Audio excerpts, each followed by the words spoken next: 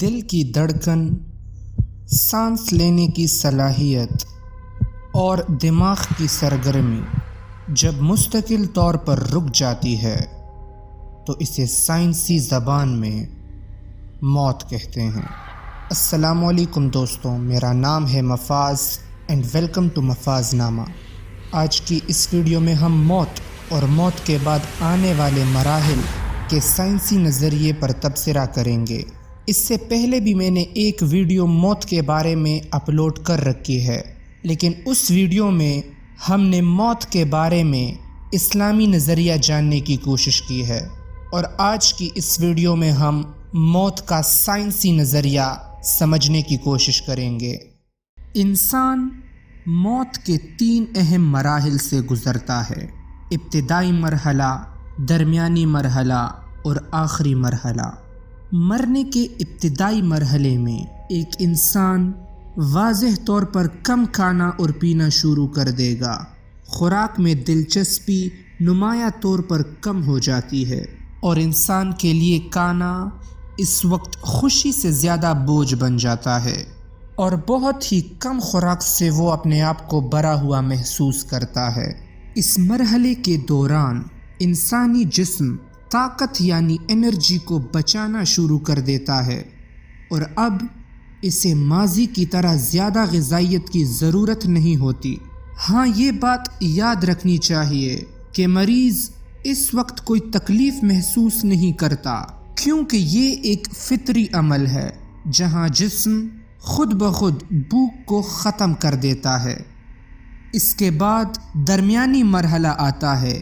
اس دوران جسم میں خون کی گردش سست ہو جاتی ہے، اور اب جسم خون کو بڑے اندرونی اعضاء جیسے کہ دل، پھیپھڑے وغیرہ کی مدد کے لیے محفوظ کرنا شروع کر دیتا ہے۔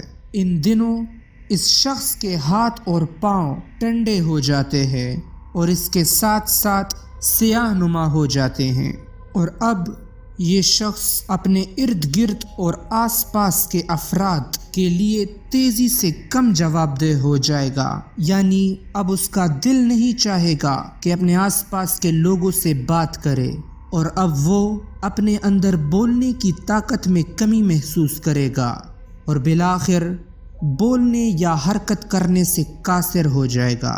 یاد رکھیے، یہ عام طور پر زندگی کے آخری دنوں میں دیکھا جاتا ہے، اور پھر مرنے کا آخری مرحلہ آ جاتا ہے۔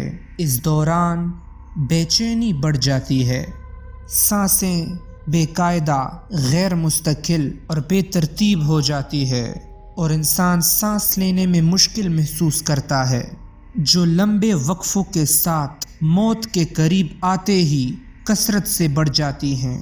آخری گھنٹوں میں سینے میں تنگی، جکڑن اور گلے میں کڑکنے کی آوازیں بھی آ سکتی ہیں۔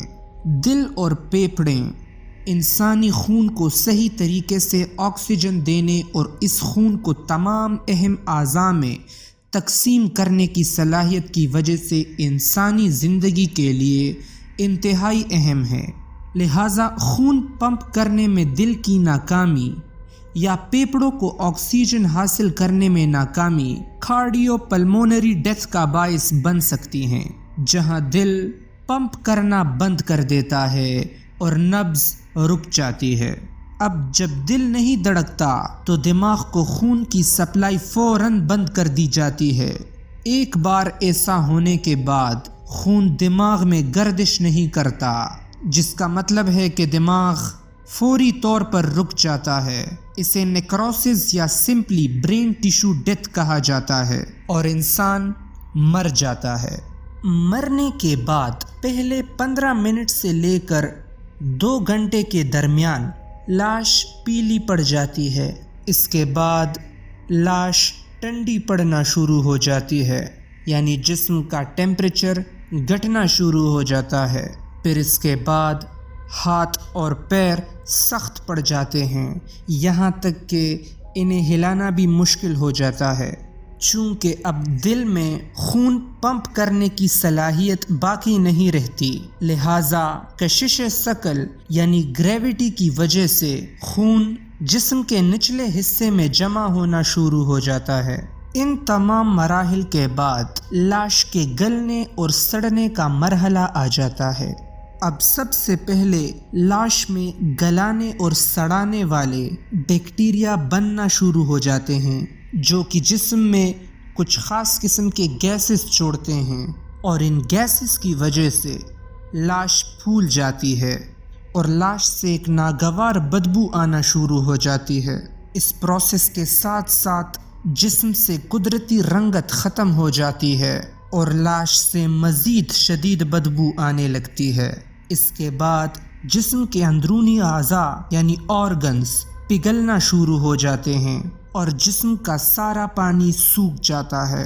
اب اس کے بعد ڈانچے یعنی اسکیلیٹن کے گلنے یعنی ڈیکمپوز ہونے کا مرحلہ شروع ہو جاتا ہے، جو ایک طویل مدت تک جاری رہتا ہے اور آخر کار وہ بھی مکمل طور پر گل جاتا ہے اور انسان مٹی میں مٹی ہو جاتا ہے۔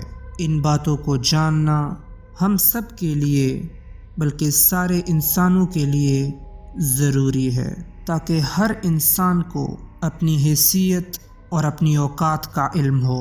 اللہ تعالیٰ سے دعا ہے کہ وہ ہمیں غرور اور تکبر سے بچائے اور عاجزی کے ساتھ ایک خوبصورت زندگی گزارنے کی توفیق عطا فرمائے۔